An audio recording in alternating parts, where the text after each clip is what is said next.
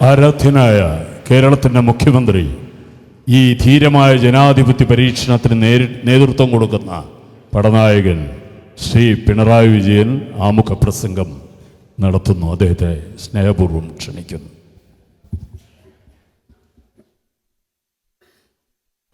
സഹോദരീ സഹോദരന്മാരെ, ഇവിടെ നേരത്തെ പ്രസ്താവിച്ചതുപോലെ നവകേരള സദസ്സിൻ്റെ ഭാഗമായി പലയിടങ്ങളിലും നാം തമ്മിൽ കണ്ടതാണ്. പ്രത്യേകിച്ച് രാവിലെയുള്ള പ്രഭാത സദസ്സുകളിൽ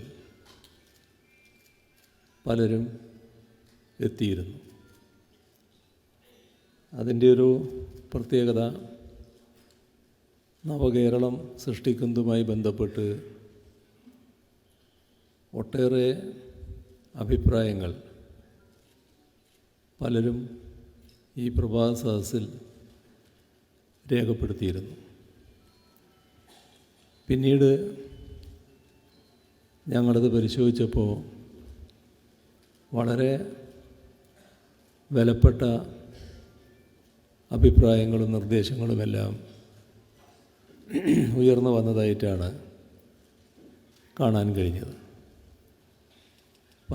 അത്തരമൊരു പരിശോധന നടന്നപ്പോൾ കണ്ടൊരു കാര്യമാണ്, ഈ യോഗം പ്രഭാത സദസ്സ് എന്ന് പറയുന്നത് വളരെ ചെറിയൊരു സമയമെടുത്ത് നടത്തിയതാണ്. അതൊരു കേന്ദ്രീകൃതമായിരുന്നില്ല, പലയിടങ്ങളിലായിട്ടാണ്. ഇതിൽ എല്ലാ വിഭാഗത്തിൽപ്പെട്ടവരും പങ്കെടുക്കുന്നുണ്ടായിരുന്നു. അപ്പം അങ്ങനെയാണെങ്കിൽ അതിൻ്റെ ഒരു തുടർച്ച എന്ന നിലക്ക് ഓരോ വിഭാഗത്തെയും പ്രത്യേകം പ്രത്യേകം കേൾക്കുന്നത് നന്നാവില്ലേ? ആ ഒരു ആലോചനയിൽ നിന്നാണ് ഇതുപോലൊരു സംഗമം ആകാമെന്ന് നിശ്ചയിക്കുന്നത്. ഇവിടെ 10 ഇതുപോലുള്ള സംഗമങ്ങളാണ് ഇതിൻ്റെ ഭാഗമായി സംഘടിപ്പിച്ചിരിക്കുന്നത്. അതിൽ ഏറ്റവും പ്രാധാന്യമർഹിക്കുന്ന ഒന്നാണ് ഇന്നത്തെ ഈ സംഗമം. നമ്മുടെ ചരിത്രത്തിൻ്റെ വളവ് തിരിവുകളെല്ലാം പരിശോധിച്ചാൽ കാലത്തിൻ്റെ പുരോഗതിയിൽ കലാസാംസ്കാരിക രംഗങ്ങളിലെ പ്രമുഖർ നിർണായക പങ്കാണ് വഹിച്ചിട്ടുള്ളത് എന്ന് കാണാൻ നമുക്ക് സാധിക്കും. നാടിന് വഴികാട്ടുന്നതിൽ മുതൽ ബഹുജനാഭിപ്രായം രൂപീകരിക്കുന്നതിൽ വരെ നിർണായക സ്വാധീന ശക്തിയായി കലാസാംസ്കാരിക രംഗങ്ങളിലെ പ്രമുഖർ മാറിയിരുന്നു. നാടാകട്ടെ എന്നും അവരുടെ അഭിപ്രായങ്ങൾക്ക് കാതോർത്തിട്ടുമുണ്ട്. അതിന് കാരണം അവർ സ്വാർത്ഥ താല്പര്യങ്ങളാലല്ല, സാമൂഹിക നന്മയുടെ താല്പര്യങ്ങളാലാണ് നയിക്കപ്പെടുന്നത് എന്നത് തന്നെയാണ്. അതുകൊണ്ട് തന്നെ അവർ പറയുന്നതിൽ വസ്തുനിഷ്ഠമായ യാഥാർത്ഥ്യങ്ങളുണ്ടെന്ന് ജനങ്ങളും നാടും കരുതുന്നു. നാടിനെയും ജനങ്ങളെയും ആത്യന്തിക ശക്തിയായി കരുതുന്ന സംസ്ഥാന സർക്കാരും അതുതന്നെയാണ് കരുതുന്നത്. ഭാവി കേരളം എങ്ങനെയാവണം എന്ന കാര്യം ഗൗരവപൂർവമുള്ള ആലോചനകൾക്ക് വിഷയമാവുന്ന ഘട്ടമാണിത്. ആ ഘട്ടത്തിൽ ആദ്യം പരിഗണിക്കേണ്ടത് സാംസ്കാരിക രംഗത്തുള്ളവരുടെ അഭിപ്രായങ്ങളാണെന്ന് സർക്കാർ കരുതുന്നു. അത്തരമൊരു ചിന്തയുടെ അടിസ്ഥാനത്തിലാണ് നിങ്ങളെല്ലാവരെയും ഈ രീതിയിൽ ക്ഷണിക്കുന്നതിനിടയായിട്ടുള്ളത്. നിങ്ങൾ പലവിധ തിരക്കുകളുള്ളവരാണ്. സർഗാത്മകമായ ചിന്തകളിൽ വ്യാപരിക്കുന്നവരാണ്. അതിലെ ഓരോ നിമിഷവും വിലപ്പെട്ടതുമാണ്. എന്നിട്ടും ഈ ചടങ്ങിലേക്ക് നിങ്ങളെത്തി. അത് കേരളത്തെക്കുറിച്ചുള്ള നിങ്ങളുടെ മനസ്സിൻ്റെ കരുതൽ കൊണ്ടാണ്.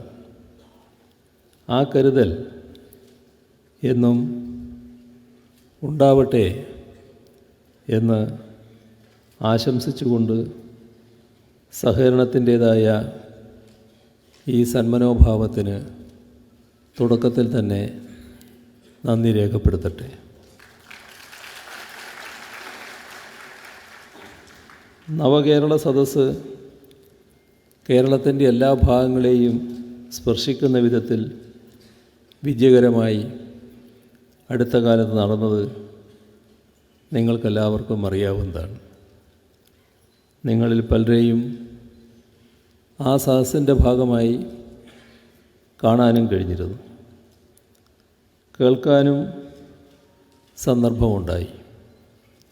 കൃത്യമായ ഒരു ഉദ്ദേശത്തോടെയാണ് ആ സദസ്സ് നടത്തിയത്.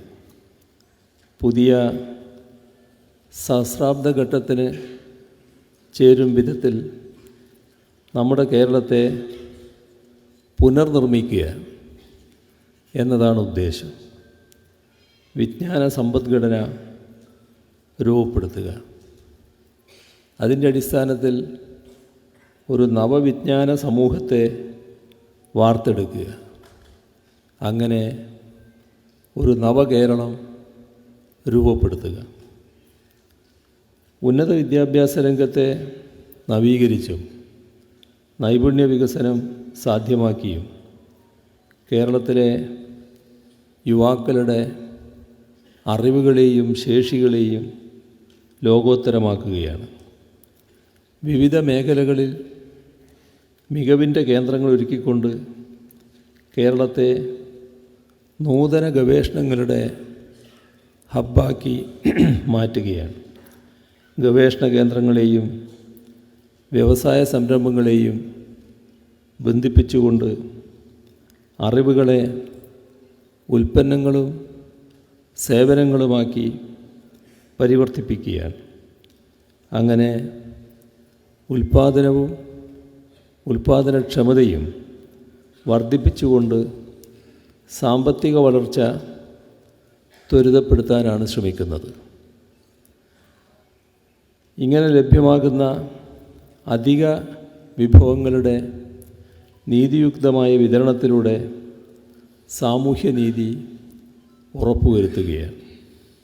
ഇതിനൊക്കെ അടിത്തറയൊരുക്കാൻ വേണ്ട അടിസ്ഥാന സൗകര്യങ്ങൾ ആരോഗ്യം, വിദ്യാഭ്യാസം, കൃഷി, വ്യവസായം, ഗതാഗതം, സാങ്കേതികവിദ്യ ഇങ്ങനെ വ്യത്യസ്ത മേഖലകളിൽ ഒരുക്കുകയാണ്. അതേസമയം തന്നെ ഇത്തരം വികസന പ്രവർത്തനങ്ങളെ അതിജീവന ശേഷിയുള്ളതും പ്രകൃതി സൗഹൃദമാക്കുകയുമാണ്. എല്ലാ വിഭാഗം ജനങ്ങൾക്കും ഈ മുന്നേറ്റത്തിൻ്റെ പ്രയോജനം ലഭിക്കുന്നു എന്ന് ഉറപ്പുവരുത്താനായി വികസനക്ഷേമ പ്രവർത്തനങ്ങളെ ഫലപ്രദമായി സമന്വയിപ്പിക്കുന്ന നിലപാടാണ് സ്വീകരിക്കുന്നത്. അങ്ങനെ നവകേരളം സുസ്ഥിരവും ഉൾച്ചേർക്കലിൽ അടിസ്ഥാനപ്പെട്ടതുമാണെന്ന് ഉറപ്പുവരുത്തുകയാണ്. കാർഷിക വ്യാവസായിക രംഗങ്ങളിലെ വളർച്ചയുടെ അടിസ്ഥാനത്തിൽ കൈവരിക്കുന്ന സാമ്പത്തിക മുന്നേറ്റവും കേരളത്തിൻ്റെ മാതൃകാപരമായ സാമൂഹ്യക്ഷേമ ഇടപെടലുകളും മാത്രമായിരിക്കില്ല ഈ നവകേരളത്തിൻ്റെ സവിശേഷത. അതിനൂതന മേഖലകളിൽ ഉൾപ്പെടെ മാറ്റുരക്കാൻ കഴിയുന്ന നമ്മുടെ യുവാക്കളുടെ ഉന്നതമായ മാനവവിഭവശേഷിയും ലോകത്താകമാനം ശ്രദ്ധിക്കപ്പെടുന്ന കേരളത്തിൻ്റെ കലാ കായിക സാംസ്കാരിക സംഭാവനകളും നവകേരളത്തിൻ്റെ സവിശേഷതകളായിരിക്കും. പുതിയ കാലത്തിൻ്റെ വെല്ലുവിളികളെ നേരിട്ട് ഇന്നത്തെയും ഭാവിയുടെയും തലമുറകളെ സുരക്ഷിതമാക്കാനുള്ള വഴിയാണത്. ഇത് സർക്കാർ മാത്രം വിചാരിച്ചാൽ സാധിക്കുന്നതല്ല. സമൂഹത്തെ ആകെ ചലിപ്പിച്ചുകൊണ്ടേ സാധിക്കാനാവും. ഇവിടെയാണ് സാംസ്കാരിക രംഗത്ത്, അഭിപ്രായ രൂപീകരണ രംഗത്ത് ബുദ്ധിജീവി സമൂഹത്തിൻ്റെ പങ്ക് പ്രധാനമാവുന്നത്. തുടക്കത്തിലെ പറഞ്ഞതുപോലെ എല്ലാ ചരിത്രഘട്ടങ്ങളിലും പുരോഗതിയുടെ ചാലുകീറാൻ മുൻനിന്ന് പ്രവർത്തിച്ചവരാണ് സാംസ്കാരിക നായകർ. ദേശീയ സ്വാതന്ത്ര്യ സമരത്തിൻ്റെ ഘട്ടമെടുത്താലും നവോത്ഥാന സമരത്തിൻ്റെ ഘട്ടമെടുത്താലും കീഴാള വിമോചനത്തിൻ്റെ ഘട്ടമെടുത്താലും തൊഴിലാളി മുന്നേറ്റത്തിൻ്റെ ഘട്ടമെടുത്താലും കാർഷിക മുന്നേറ്റത്തിൻ്റെ ഘട്ടമെടുത്താലും സാംസ്കാരികതയുടെ ഇടപെടൽ വളരെ സജീവമായിരുന്നതായി കാണാൻ കഴിയും. മറ്റൊരു രൂപത്തിൽ പറഞ്ഞാൽ സാമൂഹ്യ ജീവിതത്തെക്കുറിച്ചുള്ള ഉത്കണ്ഠകളിൽ നിന്ന് മുഖം തിരിഞ്ഞു നിന്ന ചരിത്രം സാംസ്കാരിക നായകർക്കില്ല. സാമൂഹ്യോന്മുഖതയുടെ, മനുഷ്യോന്മുഖതയുടെ ഇടമുറിയാത്ത ചരിത്രമായിരുന്നിട്ടുണ്ട് അതെന്നും. ഒറ്റപ്പെട്ട ചില അപവാദങ്ങൾ ചിലപ്പോൾ അതിനുണ്ടായേക്കാമെങ്കിലും എഴുത്തച്ഛൻ മുതൽക്ക് ഇങ്ങോട്ടെടുത്താൽ നമ്മുടെ കാലത്തിന് ചാലുകീറും വിധം സാംസ്കാരികമായി ഇടപെട്ടവരാണ് സാംസ്കാരിക നായകർ. ആ രാഷ്ട്രീയ സാംസ്കാരിക സാഹോദര്യമാണ് കേരളത്തെ ഇന്ന് കാണുന്ന കേരളമാക്കി മാറ്റിയത്. സമാനമായ ഇടപെടലുകൾ സാംസ്കാരിക രംഗത്ത് നിന്നുണ്ടാവേണ്ട ഘട്ടമാണ് ഇതും. സംസ്കാരമെന്നത് നമ്മുടെ സാമൂഹ്യ ജീവിതത്തിൻ്റെ മേൽപ്പുരയാവുന്നതേയുള്ളൂ. അതിന് തനിച്ചായി ഒരു നിലനിൽപ്പില്ല. അതങ്ങനെ നിലനിൽക്കണമെങ്കിൽ ശക്തിയുള്ള അടിത്തറ വേണം. ആ അടിത്തറ ഭൗതിക ജീവിത സാഹചര്യത്തിൻ്റേതാണ്. അത് അതിഗുരുതരമായ ഭീഷണികൾ നേരിടുകയാണ്. ചുവരുണ്ടെങ്കിലല്ലേ ചിത്രമെഴുതാൻ പറ്റൂ. ചുവർ തന്നെ തകർന്നാലോ? ഈ ചുവർ നമ്മുടെ ജാതി മത ഭേദങ്ങൾക്കതീതമായ ഒരുമയുടേതാണ്. ആ ഒരുമ തകർന്നാലോ? കലക്കും കലാകാരനും നിലനിൽക്കണമെങ്കിൽ, എഴുത്തും എഴുത്തുകാരനും നിലനിൽക്കണമെങ്കിൽ ജനമനസ്സുകളുടെ ഐക്യത്തിൻ്റെ ചുവർ ഇവിടെ നിലനിൽക്കണം. ഫാസിസം കടന്നു വന്നു കഴിഞ്ഞാൽ പിന്നെ ആവിഷ്കാര സ്വാതന്ത്ര്യത്തെക്കുറിച്ച് പറഞ്ഞിട്ട് കാര്യമുണ്ടാവില്ല. അത് നാം ഓർക്കേണ്ടതാണ്. സമ്പന്നവും സമൃദ്ധവും വൈവിധ്യപൂർണവുമാണ് നമ്മുടെ സാംസ്കാരിക ചരിത്രം. അത് ഏകശിലാരൂപിയല്ല. അതിനെ ഏകശിലാരൂപിയാക്കിയാൽ അതിനടിയിൽ വൈവിധ്യമാകെ ഞെരിഞ്ഞമർന്നു പോകും. സംസ്കാരമല്ലാതായിത്തീരും. അതാണ് ഫാസിസം. വിശ്വാസത്തെ വർഗീയതയായും വർഗീയതയെ ഭീകരതയായുമൊക്കെ പരിവർത്തിപ്പിക്കുമ്പോൾ ജനാധിപത്യം ഫാസിസത്തിലേക്ക് വഴുതി വീഴുകയാണ്. ഒരു ഭാഷ, ഒരു സംസ്കാരം, ഒരു മതം, ഒരു ജീവിതക്രമം, ഒരേ ഭക്ഷണരീതി എന്നൊക്കെയുള്ള ഏകത്വത്തിൻ്റെ സംസ്കാരം അടിച്ചേൽപ്പിക്കുമ്പോഴും സംഭവിക്കുന്നത് അതുതന്നെയാണ്. ഫെഡറൽ ഘടനയെക്കുറിച്ചുള്ള നമ്മുടെ സംവാദങ്ങൾ സാമ്പത്തിക രംഗത്ത് മാത്രമായി പരിമിതപ്പെടുത്തേണ്ട ഒന്നല്ല. സാംസ്കാരിക രംഗത്തും ഫെഡറൽ സ്പിരിറ്റ് സംരക്ഷിക്കപ്പെടേണ്ടതുണ്ട്. ഭരണഘടനയുടെ സത്തയാണത്. ഭാഷാപരവും വിശ്വാസപരവും ജീവിതശൈലീപരവുമൊക്കെയായ വൈജാത്യത്തിൻ്റെ നിലനിൽപ്പിന് സാംസ്കാരിക രംഗത്തെ ഫെഡറലിസം ഗ്യാരണ്ടി നൽകുന്നുണ്ട്. ആ ഫെഡറലിസത്തെ തകർത്ത് യൂണിറ്ററി സമ്പ്രദായം കൊണ്ടുവന്നാലോ നമ്മുടെ സാംസ്കാരിക വൈജാത്യവും അതിൻ്റെ അടിസ്ഥാനത്തിലുള്ള കലാസാഹിത്യങ്ങളുമൊക്കെ അപകടപ്പെടും. അത് ഉണ്ടായിക്കൂടാ. അതുകൊണ്ട് തന്നെ ഫെഡറൽ ഘടനയ്ക്ക് വേണ്ടിയുള്ള പോരാട്ടം സാമ്പത്തിക രംഗത്ത് മാത്രമല്ല സാംസ്കാരിക രംഗത്തും നടക്കേണ്ടതുണ്ട്. അധിനിവേശത്തിൻ്റെ സംസ്കാരത്തെ ചെറുത്തുകൊണ്ടേ ഇത് സാധിക്കൂ. നമുക്ക് എല്ലാ രംഗത്തും ഒരു മലയാള തനിമയുണ്ട്.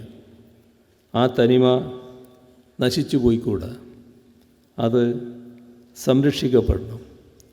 ഐക്യ കേരളം നാം രൂപപ്പെടുത്തിയെടുത്തതുപോലും ഈ മലയാളിത്തത്തിൽ ഊന്നിക്കൊണ്ടാണ്.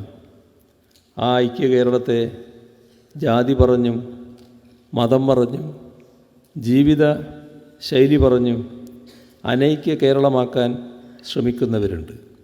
അത് അനുവദിച്ചുകൂടാ. കേരളം മതമൈത്രിയുടെ സഹവർത്തിത്വ ജീവിതത്തിൻ്റെ സാഹോദര്യത്തിൻ്റെയൊക്കെ ലാസ്റ്റ് ഔട്ട് പോസ്റ്റാണ്. അത് വീണുപോയിക്കൂടാ. കേരളീയതയെ പരിരക്ഷിച്ചുകൊണ്ട് തന്നെ ഇന്ത്യ എന്ന വികാരത്തെ ശാക്തീകരിക്കാൻ കഴിയണം. കേരളത്തിന് ഒരു ഇടതുപക്ഷ മനസ്സുണ്ട്. ആ മനസ്സാണ് കേരളത്തിൽ മറ്റൊരു സംസ്ഥാനത്തുമില്ലാത്ത പുരോഗതിയും ജീവിത സാഹചര്യങ്ങളും ഇവിടെ സൃഷ്ടിച്ചത്. കേരളത്തെ മതസൗഹാർദ്ദം മുതൽ ജീവിത നിലവാരം വരെയുള്ള കാര്യങ്ങളിൽ മാതൃക സംസ്ഥാനമാക്കിയതും അതുതന്നെയാണ്. ആ ഇടതുപക്ഷ കേരളത്തെ വലതുപക്ഷ കേരളമാക്കാനും ഐക്യ കേരളത്തെ അനൈക്യ കേരളമാക്കാനും ശ്രമം നടക്കുന്നു. കേരളത്തിൻ്റെ ഐക്യാധിഷ്ഠിതമായ നിലനിൽപ്പ് തന്നെ വലിയ ഭീഷണി നേരിടുന്നു. ഒറ്റ മനസ്സായി നിന്ന് നമുക്കിതിനെ നേരിടാൻ കഴിയണം. കേരളത്തെ രക്ഷിച്ചുകൊണ്ട് ഇന്ത്യയെ ശക്തിപ്പെടുത്താൻ കഴിയണം. കേരളത്തെ രാജ്യമാകെ ഉറ്റുനോക്കുന്നുണ്ട്. ആ നോട്ടം വലിയ ഉത്തരവാദിത്വം നമ്മിൽ ഏൽപ്പിക്കുന്നുമുണ്ട്. ഒരേ മനസ്സായി നിന്ന് അത് നിർവഹിക്കാൻ നമുക്ക് കഴിയണം. കൊച്ചു കേരളം എന്നല്ലാതെ മഹത്തായ കേരളം എന്ന് പറയാൻ ശീലിക്കണം. ചെറിയ ഭാഷ എന്നല്ലാതെ മഹത്തായ ഭാഷ എന്ന് പറയാൻ ശീലിക്കണം. കേരളത്തിൻ്റെ മലയാളത്തിൻ്റെ മഹത്വം ആദ്യം നമ്മൾ മനസ്സിൽ ഉറപ്പിക്കണം. ആ ബോധ്യത്തിൽ ഉറച്ചു നിന്നുകൊണ്ട് കേരളീയതയുടെ ഓരോ അംശത്തെയും ഇല്ലാതാക്കുന്നതിനെ അതിനെതിരെ പൊരുതി മലയാളി സമൂഹമെന്ന നിലക്കുള്ള നമ്മുടെ സ്വത്വം ഉറപ്പിക്കാൻ, അതിലൂടെ ദേശീയതയെ ശക്തിപ്പെടുത്താൻ നമുക്ക് കഴിയണം. ഈ കാഴ്ചപ്പാടോടെയാണ് സാംസ്കാരിക രംഗത്ത് സർക്കാർ ഇടപെട്ടുകൊണ്ടിരിക്കുന്നത്. കേരളത്തിലെ തനത് കലാരൂപങ്ങളെ പരിപോഷിപ്പിക്കുന്നതിനും കലാകാരന്മാരെ സംരക്ഷിക്കുന്നതിനും കല അവരുടെ ജീവനോപാധിയാക്കി മാറ്റുന്നതിനും ആവശ്യമായ ഇടപെടലുകളാണ് കഴിഞ്ഞ 7.5 വർഷ കാലയളവിൽ സർക്കാർ നടത്തിവരുന്നത്.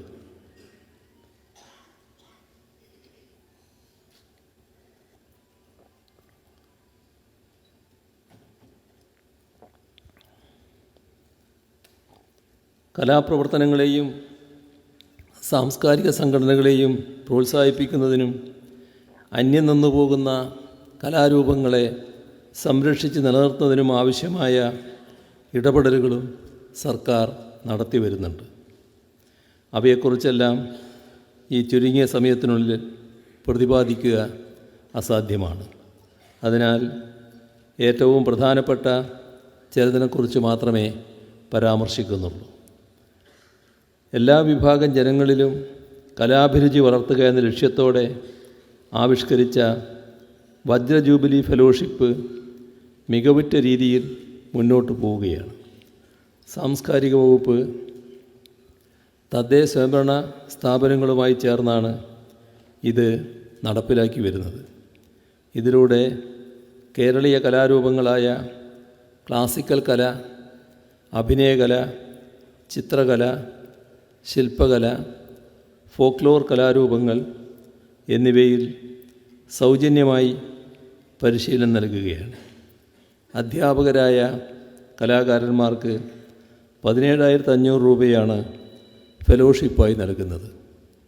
ഈ സർക്കാർ അധികാരത്തിൽ വന്നതിന് ശേഷം ഇതുവരെയായി 15,98,00,000 രൂപയാണ് ഈ ഇനത്തിൽ ചെലവഴിച്ചിട്ടുള്ളത്. 925 കലാകാരന്മാർ ഇതിലൂടെ പരിശീലനം നേടിയിട്ടുമുണ്ട്.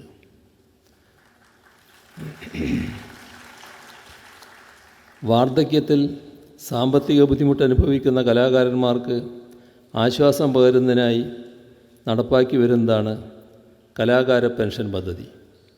ഈ സർക്കാരിൻ്റെ കാലയളവിൽ 5,004 പ്രതിമാസ പെൻഷൻ നൽകുന്നതിനായി 9,20,00,000 രൂപയാണ് ചെലവഴിച്ചത്. ഇതുകൂടാതെ സാംസ്കാരിക പ്രവർത്തക ക്ഷേമനിധി ബോർഡ് അംഗങ്ങളായ കലാകാരന്മാർക്ക് 4,000 രൂപ നിരക്കിൽ പെൻഷൻ നൽകി വരുന്നുണ്ട്. ഈ സർക്കാരിൻ്റെ കാലയളവിൽ 7,268 കലാകാരന്മാർക്കായി 31,97,00,000 രൂപയാണ് ചെലവഴിച്ചത്. ഇതോടൊപ്പം 8 പേർക്ക് ആശ്രിത പെൻഷനും 539 പേർക്ക് കുടുംബ പെൻഷനും നൽകിയിട്ടുണ്ട്. സാംസ്കാരിക വകുപ്പിൻ്റെ ചികിത്സാ ധനസഹായ പദ്ധതി പ്രകാരം 30 കലാകാരന്മാർക്കായി 2,76,00,000 രൂപ ചെലവഴിച്ചിട്ടുണ്ട്. സിനിമാ രംഗത്ത് വനിതകളെയും പട്ടികജാതി പട്ടികവർഗ വിഭാഗത്തിൽപ്പെടുന്ന സംവിധായകരെയും പ്രോത്സാഹിപ്പിക്കുക എന്ന ലക്ഷ്യത്തോടെ സാംസ്കാരിക വകുപ്പ് നടത്തിവരുന്ന SC/ST വനിതാ സിനിമാ പദ്ധതി മികച്ച രീതിയിൽ മുന്നോട്ട് പോവുകയാണ്. വനിതകളുടെ വിഭാഗത്തിലും പട്ടികജാതി പട്ടികവർഗ വിഭാഗത്തിലും 2 വീതം തിരക്കഥകൾ സിനിമയാക്കാൻ പരമാവധി 1.5 കോടി രൂപ വീതം വരെ സാമ്പത്തിക സഹായമായി ലഭ്യമാക്കുന്നുണ്ട്. ഇതുവരെ ഈ പദ്ധതിയിലൂടെ 4 സിനിമകൾക്കായി 6 കോടി രൂപ ചെലവഴിച്ചിട്ടുണ്ട്. കേരളത്തിൻ്റെ സാംസ്കാരിക പെരുമ നിലനിർത്തി വരും തലമുറക്ക് അതിനെക്കുറിച്ച് അറിവ് പകരുന്നതിനായി കഴിഞ്ഞ LDF സർക്കാരിൻ്റെ കാലത്ത് ആരംഭിച്ച പദ്ധതിയാണ് ജില്ലാ സാംസ്കാരിക സമുച്ചയങ്ങൾ. സംസ്ഥാനത്തിൻ്റെ നവോത്ഥാന മൂല്യങ്ങൾ സംരക്ഷിക്കുന്നതിനും അഭിപ്രായ ആവിഷ്കാര സ്വാതന്ത്ര്യം നിലനിർത്തുന്നതിനും അവ പൊതു ഇടങ്ങളിൽ പ്രചരിപ്പിക്കുന്നതിനും ഇത്തരം സമുച്ചയങ്ങൾ സഹായകമാകും. നവോത്ഥാന നായകരുടെ പേരിൽ സാംസ്കാരിക സമുച്ചയങ്ങൾ നിർമ്മിക്കുന്ന പദ്ധതിക്കായി ജില്ലകൾ തോറും 50 കോടി രൂപ വീതമാണ് അനുവദിക്കുന്നത്. കിഫ്ബി സഹായത്തോടെയാണ് ഈ പദ്ധതി നടപ്പിലാക്കുന്നത്. ശ്രീനാരായണ ഗുരുവിൻ്റെ പേരിൽ കൊല്ലം ആശ്രാമം മൈതാനത്ത് 58 കോടി രൂപ ചെലവിൽ നിർമ്മിച്ച സമുച്ചയം നാടിന് സമർപ്പിച്ചു കഴിഞ്ഞു. കാസർഗോഡ് മടിക്കൈയിൽ സ്വാതന്ത്ര്യസമര സേനാനി TS സുബ്രഹ്മണ്യൻ തിരുമുൻപിൻ്റെ നാമധേയത്തിൽ നിർമ്മിക്കുന്ന സമുച്ചയം, VT ഭട്ടതിരിപ്പാടിൻ്റെ പേരിൽ പാലക്കാട് യാക്കരയിൽ നിർമ്മിക്കുന്ന സാംസ്കാരിക കേന്ദ്രം എന്നിവയുടെ നിർമ്മാണം അന്തിമ ഘട്ടത്തിലാണ്.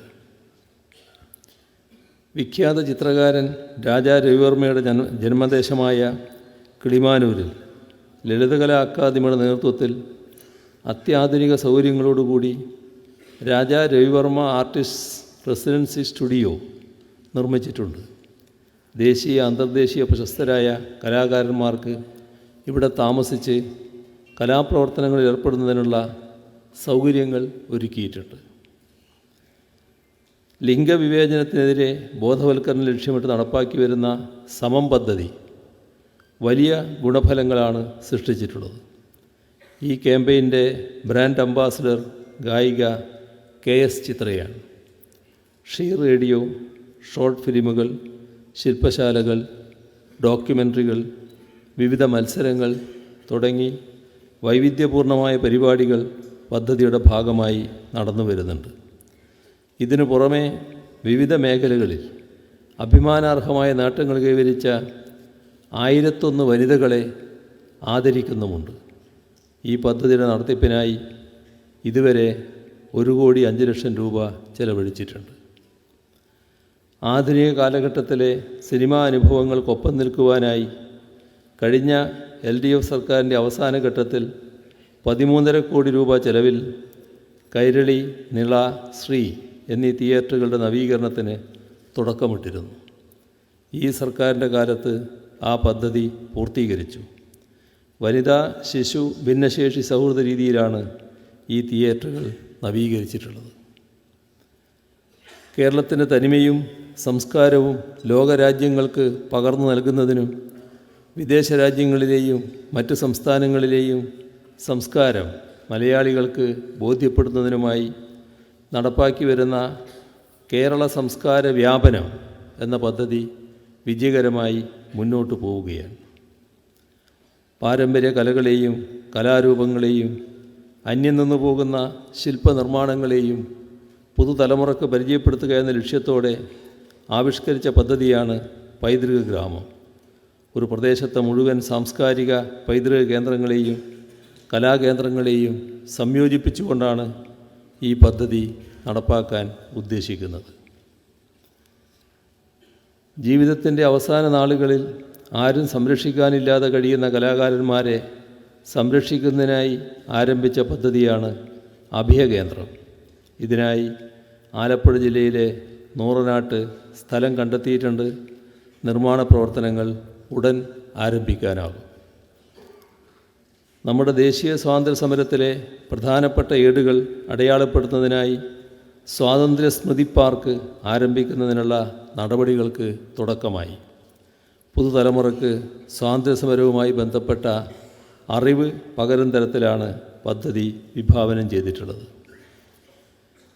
കേരളത്തിലെ കലാകാരന്മാർക്ക് രാജ്യാന്തര നിലവാരമുള്ള കലാകാരന്മാരെയും അവരുടെ പ്രവർത്തനങ്ങളെയും പരിചയപ്പെടുത്തുന്നതിനായാണ് ആർട്ട് പെർഫോമൻസ് പ്രോഗ്രാം ആവിഷ്കരിച്ചിട്ടുള്ളത്.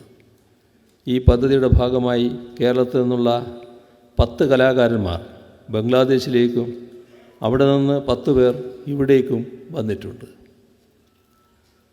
സർക്കാർ സംവിധാനത്തിൽ OTT പ്ലാറ്റ്ഫോം ഒരുക്കുന്ന ഇന്ത്യയിലെ ആദ്യ സംസ്ഥാനമാവുകയാണ് കേരളം. സംസ്ഥാന ചലച്ചിത്ര വികസന കോർപ്പറേഷൻ മുഖേന അവതരിപ്പിക്കുന്ന സി സ്പേസ് OTT പ്ലാറ്റ്ഫോം ലോഞ്ചിങ്ങിന് തയ്യാറായി കഴിഞ്ഞു. തിരഞ്ഞെടുക്കുന്ന സിനിമകൾക്ക് മാത്രം പണം നൽകുന്ന രീതിയാണ് ഇതിലുണ്ടാവുക. തിയേറ്റർ റിലീസിങ്ങിന് ശേഷമായിരിക്കും സിനിമകൾ സി സ്പേസ് OTTയിലേക്ക് എത്തുക എന്നതിനാൽ ഈ സംവിധാനം തിയേറ്റർ വ്യവസായത്തെ ഒരു തരത്തിലും ബാധിക്കുകയില്ല. പ്രേക്ഷകൻ്റെ ഇഷ്ടപ്രകാരം തിരഞ്ഞെടുക്കുന്ന ചിത്രങ്ങൾക്ക് മാത്രം തുക നൽകുന്ന പേ പ്രിവ്യൂ സൗകര്യമായതിനാൽ ഇതിലേക്ക് സിനിമ നൽകുന്ന ഓരോ നിർമ്മാതാവിനും പിന്നീടുള്ള വർഷങ്ങളിൽ ഇതിന്മേലുള്ള വരുമാനത്തിൻ്റെ ഒരു ഭാഗം ലഭിക്കും. കലാമൂല്യമുള്ളതും സംസ്ഥാന, ദേശീയ, അന്തർദേശീയ പുരസ്കാരം നേടിയതുമായ ചിത്രങ്ങൾ സി സ്പേസ് OTTയിൽ പ്രദർശിപ്പിക്കുന്നതിന് മുൻഗണന നൽകും. ഫിലിം ഡെവലപ്മെൻറ്റ് കോർപ്പറേഷന് കീഴിലുള്ള ചിത്രാഞ്ജലി സ്റ്റുഡിയോയെ ലോകോത്തര നിലവാരമുള്ള സ്റ്റുഡിയോയ്ക്ക് മാറ്റുക എന്നതാണ് സർക്കാരിൻ്റെ ലക്ഷ്യം. ഇതിനായി ആവിഷ്കരിച്ച പദ്ധതിയുടെ ആദ്യഘട്ടമായി 70 കോടി രൂപയുടെ നിർമ്മാണ പ്രവർത്തികൾ ആരംഭിച്ചിട്ടുണ്ട്. അന്താരാഷ്ട്ര നിലവാരമുള്ള 2 സ്റ്റുഡിയോ റൂമുകൾ, പ്രിവ്യൂ റൂമുകൾ, റെക്കോർഡിംഗ് തിയേറ്റർ, താമസ സൗകര്യം ഉൾപ്പെടെ സിനിമാ നിർമ്മാണത്തിനാവശ്യമായ എല്ലാം ഒരു കുടക്കീഴിൽ ഒരുക്കുകയാണ് ലക്ഷ്യം. 16 മാസം കൊണ്ട് ആദ്യഘട്ട നിർമ്മാണം പൂർത്തീകരിക്കാൻ കഴിയുമെന്നാണ് പ്രതീക്ഷിക്കുന്നത്. അയിത്തത്തിനെതിരെ ഇന്ത്യയിൽ നടന്ന ആദ്യത്തെ സമരമായി കണക്കാക്കപ്പെടുന്ന വൈക്കം സത്യാഗ്രഹത്തിൻ്റെ ശതാബ്ദി വിപുലമായ നിലയിൽ ആഘോഷിച്ചു. വിവിധ വകുപ്പുകളുടെയും സാംസ്കാരിക വകുപ്പിന് കീഴിലെ സ്ഥാപനങ്ങളുടെയും പങ്കാളിത്തത്തോടെ 603 ദിവസം നീണ്ടു നിൽക്കുന്ന ആഘോഷ പരിപാടികളാണ് ആലോചിച്ചത്.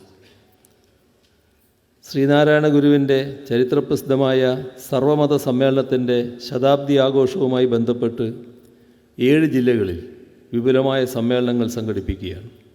പുതുതലമുറയിൽ മതനിരപേക്ഷ കാഴ്ചപ്പാട് ഊട്ടിയുറപ്പിക്കുന്നതിന് ഇത് സഹായകമാകും. 4-നും 18-നും ഇടയിൽ പ്രായമുള്ള കുട്ടികളിൽ പാഠ്യേതര കലാ, സാംസ്കാരിക, ശാസ്ത്ര, സാമൂഹ്യ മേഖലകളിൽ താൽപ്പര്യം വളർത്തുന്നതിന് നടപ്പാക്കുന്ന ബാലകേരളം പദ്ധതി അന്തിമഘട്ടത്തിലാണ്. കുട്ടികളിൽ പൗരബോധം വളർത്തുന്നതിന് ഈ പദ്ധതി സഹായകരമാകും എന്നാണ് പ്രതീക്ഷിക്കുന്നത്. ഈ നിലയിൽ സാംസ്കാരിക രംഗത്തെയും സാംസ്കാരിക പ്രവർത്തകരെയും മുന്നിൽ കണ്ടുകൊണ്ടുള്ള കാലാനുസൃതമായ പദ്ധതികളാണ് സർക്കാർ നടപ്പാക്കി വരുന്നത്. ഇവയെല്ലാം തന്നെ നമ്മുടെ സാമൂഹിക ജീവിതത്തിൻ്റെ സമഗ്രത ഉറപ്പാക്കാൻ പോരുന്നവയാണ്. ജാതിയുടെയും മതത്തിൻ്റെയും അടിസ്ഥാനത്തിൽ മനുഷ്യനെ ഭിന്നിപ്പിക്കാൻ കൊണ്ടുപിടിച്ച ശ്രമങ്ങൾ നടക്കുന്ന ഇക്കാലത്ത് സാംസ്കാരിക രംഗത്ത് ശക്തമായ ഇടപെടൽ ആവശ്യമാണ്. വർത്തമാനകാല ഇന്ത്യയിൽ മേൽക്കൈ നേടിക്കൊണ്ടിരിക്കുന്ന വിനാശകരമായ വർഗീയതയെ പ്രതിരോധിക്കാൻ സാംസ്കാരിക രംഗത്തെ ഫലപ്രദമായ ഇടപെടൽ അനിവാര്യമാണ്. ഈ കാഴ്ചപ്പാടോടെ ജനകീയ പ്രശ്നങ്ങൾ സാംസ്കാരിക അജണ്ടയുടെ കേന്ദ്രത്തിലേക്ക് മടക്കിക്കൊണ്ടുവരാൻ ബോധപൂർവമായ ശ്രമങ്ങൾ നിങ്ങളുടെ ഭാഗത്തു നിന്നും ഉണ്ടാകണമെന്ന് അഭ്യർത്ഥിക്കട്ടെ. അതിനുകൂടി ഉതകുന്ന അഭിപ്രായങ്ങളും നിർദ്ദേശങ്ങളും പങ്കുവെക്കണം എന്നഭ്യർത്ഥിച്ചുകൊണ്ട് മറ്റു കൂടുതൽ കാര്യങ്ങളിലേക്ക് കടക്കാതെ ഈ സമ്മേളനത്തിൻ്റെ ഔപചാരികമായ ഉദ്ഘാടനം നിർവഹിച്ചതായി അറിയിച്ചുകൊണ്ട് അവസാനിപ്പിക്കുന്നു. നിങ്ങൾക്കെൻ്റെ സ്നേഹാഭിവാദനം.